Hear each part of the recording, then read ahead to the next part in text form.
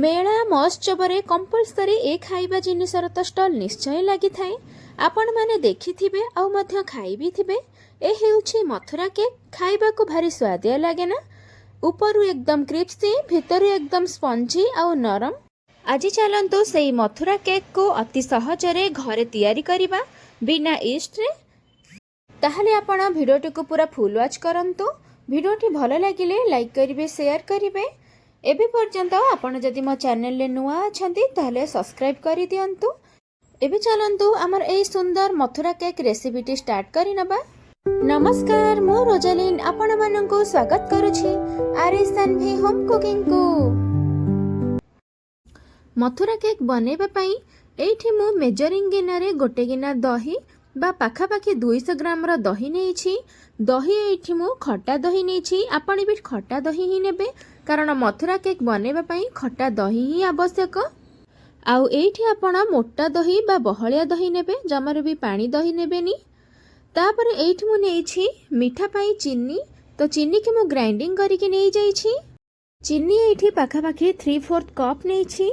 Grams रे मापिले 100 ग्राम रो चीनी नेछि। Mathura cake बनेला बेले आपण चीनी गुंड ही व्यवहार करिवे। सबुठु मेन कथा हला आपण जदि सबु जिंस को मेजरिंग करके नै थिबे ताहले आपणकर मथुरा केक पूरा परफेक्टली बनिबो। एबे हमें सेथिरे अध छोटो चमच दे दबा लूण। एबे हमें सेथिरे दबा अध छोटो चमच खाइबा सोडा। जे खाइबा सोडा को हमें बरा पकोड़ी रे व्यवहार करि थाउ। एबे हमें सबु तिक को भलो से मिक्स करि नबा। आपण एहा को 1 ରୁ 2 मिनिट पर्यंत पूरा मिक्स करि नै जाउथिबे। आपण एमिति भलो से मिक्स कर सारला परे आपणकर जदि ऊपर बबल्स आसे जानिबे जे आपण परफेक्टली मिक्सिंग करिसंती। एठी हमें भलो से मिक्स करि नै छे। एबे हमें सेथिरे गोटे बड़ चम्मच दे दबा रिफाइन ऑयल। एबे हमें सेथिरे गोटे छोटो चम्मच दे दबा पान मधुरी। पान मधुरी दबा द्वारा मथुरा केक रो टेस्ट आ स्मेल बहुत ही बढ़िया आसीबो। एबे हमें सेथिरे ऐड करिबा मैदा।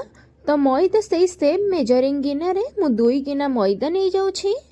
आपण जदि अधिक क्वांटिटी रो मथुरा केक बनेबा को चाहचंती ताले सेही अनुसार आपण मैदा व्यवहार करिवे। किंतु जेउ जिंस नेबे आपण पूरा मेजरिंग करिकि नेबे जहा द्वारा मथुरा केक पूरा परफेक्टली बनिबो। एबे हमें मैदा सहित सब जिंस को हाथ रे मिक्स करि नबा। मिक्स करिकि एहार गोटे डोटे बनेइबा। एठी देखंतु मु जेमिति बनौछि आपण पूरा सेमिति स्टेप बाय स्टेप बनांतु। देखिबे आपणकर मथुरा केक पूरा परफेक्टली बनिबो आ टेस्टी मध्य बनिबो। वर्तमान पर्यंत आपण मो भिडियोटी देखिलेनी। भिडियोटी केमिति लागिला प्लीज कमेंट रे मते निश्चिंत जणाइबे।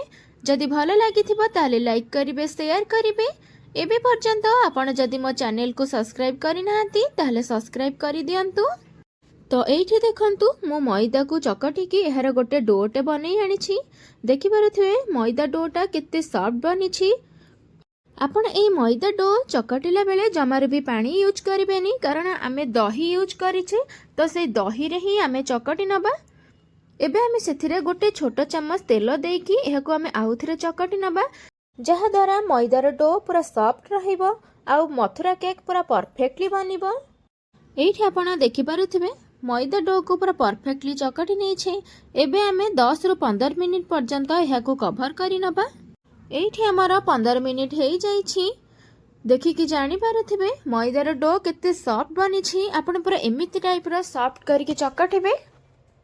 एबे चलंतु छोटो छोटो गोल करिबा। आपण एमिति पूरा छोटो छोटो डो बनेबे जहा द्वारा तेल रे पकेला मात्रे एटा पूरा फुली जिवो। आपण बेसी बड़ गोल करिबेनी, एमिति छोटो छोटो गोल करि नेबे। एठी देखंतु गोटे थाली रे हमें तेल नै आसीछे। तेल को हमें थाली रे सब आडे स्प्रेड करि नबा, जहा द्वारा हमें मथुरा केक जो बनै थिबा थाली रे हमर लागिबनी। तो सेथि पई हम प्रथमे तेल ऐड करि नबा। देखंतु ठीक एही भली भाबरे आपण पूरा मथुरा केक को गोल गोल करिके रखिबार अछि।